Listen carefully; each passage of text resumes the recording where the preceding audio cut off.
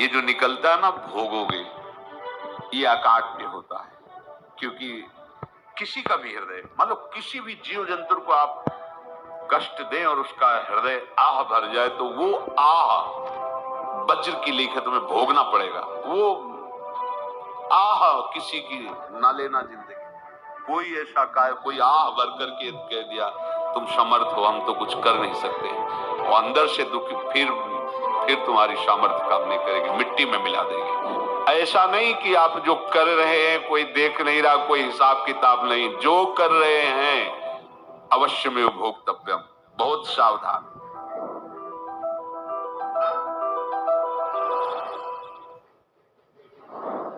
जीव स्वयं नित्य निरंतर कर्मों के जाल को रच रहा है और अपने आप को बांध रहा है। आपको मुक्त होना है, बंधना नहीं है। जीव का जन्म कर्मों के अनुबंध से होता है, कर्मों के बंधन से होता है, और उसको अपना ऋण चुकाना होता है। कर्मानुबंध ये बहुत सूक्ष्म विषय है। जैसे आप जिस परिवार में जन्म लिए हैं तो उस परिवार के लोगों से आपका ऋण है, इसलिए उसी परिवार में आप आए हैं। और ऋणानुबंध उसको बिना चुकाए या बिना वसूल किए आप वहां से जाएंगे नहीं। आपको लेना है तो वसूल करना है, और देना है तो चुकाना है। ये पूर्व के जन्मों से निश्चित किया गया है। जैसे किसी के यहाँ पुत्र हुआ, जन्म से ही पैसा खर्चा शुरू हुआ, जो बड़ा हुआ तो उद्दंडता के द्वारा मार पूरे परिवार को क्लेश पर क्लेश देता चला जा रहा है। ये तुम्हारे कर्म का फल है। या ऐसे शक्तिहीन बुद्धिहीन ऐसे पागल हैं, पूरे जीवन सेवा करो, तुमसे अपना हिसाब चुकाने के लिए वो आया है। अब परिवार के जो सदस्य जुड़े आके, और पत्नी आते ही पूरी हृदय में आनंद, परिवार में आनंद, और जीवन भर वो आनंद ही सुख देने के लिए उसका जन्म हुआ। वो अपना ऋणानुबंध मुक्त, और आते ही भयंकर क्लेश खड़ा कर दिया, बीच में दीवार और झगड़ा वैसा, फिर अदरे दिन मारपीट शुरू, कलह अशांति, पूरा जीवन नरक हिसाब करने आए। यहां ऋण चुकाए बिना कोई जा नहीं सकता, ऋण चुकाना पड़ेगा। किसी का ऋण वसूल करना है तो किसी को ऋण चुकाना है, दोनों काम करने होते हैं। अनेक जन्मों में अनेक लोगों के साथ हमने जो बर्ताव किए हैं, अच्छे या बुरे, वो होंगे। अब किसी आदमी को हम जानते नहीं, अचानक मिला, अचानक टक्कर लगा और मार पीट गाली गुप्ता सब कर दिया, चुपचाप सह लो। क्यों? ये आपका हिसाब है, पूर्व का हिसाब। हमारा उससे कोई द्वेष नहीं, कोई संकल्प नहीं। अचानक घटना घटी और हमसे द्वेष करने लगा, हमें पीटने लगा, हमें गालियां दे, ये हिसाब है, चुपचाप सह जाओ। अपने घर का भाई ही भारी दुश्मन बन गया और क्लेश, हिसाब है। एक प्रभुदत्त ब्रह्मचारी जी की वाणी में पढ़ा था, एक महात्मा जी भ्रमण करते थे तो उस समय असरफियां चलती थी, मोहरे असरफियां, उनको भेंट में देते लोग। तो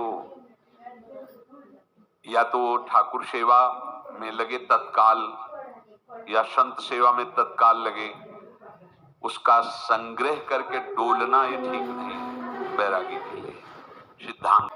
उन्होंने विचार किया कि और भ्रमण करके जब काफी मोहरे हो जाएंगी तो प्रयागराज में जब कुंभ पड़ता है, एक बार पूरे सब अखाड़े के संतों को, अलग अलग संप्रदाय सब संतों को बुलाएंगे और सबको खुआएंगे। अब साधु है तो यही विचार करेगा, और क्या विचार करेगा। तो उन्होंने ऐसे डंडा बनवाया, बेंत, जो ऊपर से चूड़ीदार और भीतर पोला, और मोहरे उसमें डालते हैं, और भ्रमण, जहां जहां श्रद्धालु भगत सबके यहाँ जाना और इच्छा रखना कि एक मोहर तो दे दे दक्षिणा में। कामना कोई भी हो वो बांधती ही है, ध्यान रखना। इसीलिए प्रभु जो चाहे वो करे, अपनी चाह नहीं रखनी चाहिए, अपनी चाह प्रभु की चाह में मिला देनी चाहिए। धीरे धीरे वो छड़ी भर गई, भ्रमण करने वाले महात्मा चूड़ी लगाई, इंतजार करते रहे जब प्रयाग का कुंभ पड़ा तो चले। तो रास्ते में एक गांव में पूछा जाता है, जैसे कहीं रुको कि कोई श्रद्धालु ऐसा है जो संत सेवी है। तो कुछ लोगों ने बताया हाँ एक परिवार है बहुत संत सेवी है और आपको मिलाते हैं उनसे। आइए महाराज घर में रुका, खूब अच्छा हलवा पूड़ी पवाया और जो घर के मालिक थे चरण दबाए। चरण दबाते दबाते उनकी दृष्टि पड़ी उस डंडे पे, तो इतना मोटा और ऊपर से कुछ चूड़ी सी भी नजर आ रही, इस डंडे में तो कोई रहस्य है ही है। अब महात्मा जी को खवा पिला के सुला दिया। महात्मा जी जब सो गए तो पत्नी से धीरे से कहा वो डंडा लाओ बाबा जी का। डंडा वो चूड़ीदार जो ही खोला पलटाया तो सैकड़ों मोहरे। ऐसे संत रोज पधारे भगवान, तुम आनंद हो जाए फिर क्या। पत्नी से कहा नाप के कंकड़ लाओ। वो तो महात्मा जी तो खाए खीर पूड़ी आराम से सो रहे। रात में पूरी प्लानिंग करके उसमें कंकड़ भर के चूड़ी लगाकर सिराने रख दिया, सारी मोहरें हटा ली। महात्मा जी आराम से छड़ी उठाए तो वजन पक्का। वैसे बड़े लोग चतुर होते हैं पर ये नहीं जानते कि कर्म कितना भयानक होता है। और उनकी कोई संतान नहीं थी पर धन में इतना प्रेम उनको था। बहुत सावधान साधु महात्माओं के पास जो अर्थ है, गृहस्थी अगर आता वहीं से है पर अगर उसको जोर जबरदस्ती या किसी छल कपट से तो वो उसका विनाश ही करता है। आज तक का प्रमाण है। अब उनको ये भाव पता नहीं होगा या पता होगा तो लोभ के कारण वो उसको मान नहीं पाए होंगे। महात्मा जी गए प्रयाग में, किसी अखाड़े पर रुके और वहां प्रार्थना की कि कल जो है संपूर्ण अखाड़ों का निमंत्रण किया जाए और सब संतों को भोग पवाया जाए और उनको दक्षिणा भी दी जाए। महंत ने सोचा कि बहुत बड़ा है तो उत्सव है, क्योंकि प्रयाग में कितने हजारों संत महात्मा सब। उनका महाराज बोरों इसमें चीनी और तीनों घी लगेगा, सब व्यवस्था। बोले आप मंगाए, एक एक हिसाब हम करेंगे, हमारे पास सब व्यवस्था है।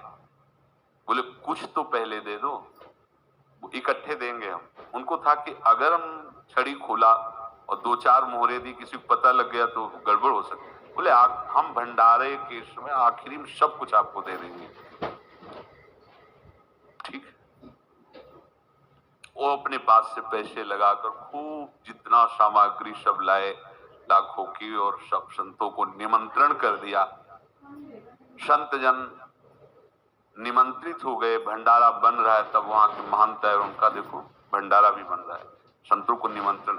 अब आप अर्थ की व्यवस्था कीजिए, क्योंकि इतनी बड़ी हमारी सामर्थ्य नहीं थी जितना हमने किसी तरह हमने व्यवस्था की। अब मुझे अर्थ चाहिए, तभी आगे की व्यवस्था बढ़ेगी। संतों को दक्षिणा देंगे और जिनसे अर्थ लिया उनको दे। देखो रसोई बन गई है सब। उनका छत में विश्वास नहीं तो यार चूड़ी खोली। उनको तो था ना कि मोहरे हैं कंकड़। तो जैसे कितना उनको सदमा लगा होगा। हजारों संतों का निमंत्रण, रसोई बन, तो संत हो के छल कपट। तो उनका महाराज आपने तो हमारा नाश कर दिया, जो महंत थे। अब बताओ रसोई बन गई, संत निमंत्रित हो गए और आप ये कंकड़ दिखा रहे हैं हमको। आपने तो हमें बर्बाद कर दिया, हमारी इतनी सामर्थ्य नहीं थी, आप पहले बता देते। संत होकर ऐसा छल कपट। अब वो बोले तो क्या बोले, क्योंकि उनको पता था कि मोहरे हैं इसमें। अंदर से उनका चिंतन गया उसी सेठ के पास। अच्छा ऐसा धोखा हमारे साथ किया, भोगोगे तुम। ये जो निकलता है ना भोगोगे, ये अकाट्य होता है। क्योंकि किसी का भी हृदय, मान लो किसी भी जीव जंतु को आप कष्ट दें और उसका हृदय आह भर जाए तो वो आह वज्र की लेख तुम्हें भोगना पड़ेगा। वो देखो भीष्म जी को भोगना पड़ रहा है। सांप को ऐसे धनुष की नोक से उठाया और बंबूल के कांटों के ऊपर फेंक दिया, कई दिन तक छेदा हुआ, वो आह भर करके मरा। तो आपको 6 महीने बाणों की सैया पर आह किसी की ना लेना जिंदगी। कोई ऐसा काय, कोई आह भर करके कह दिया तुम समर्थ हो, हम तो कुछ कर नहीं सकते। और अंदर से दुखी, फिर तुम्हारी सामर्थ्य काम नहीं करेगी, मिट्टी में मिला देगी। फिर ये तो संत थे और भगवान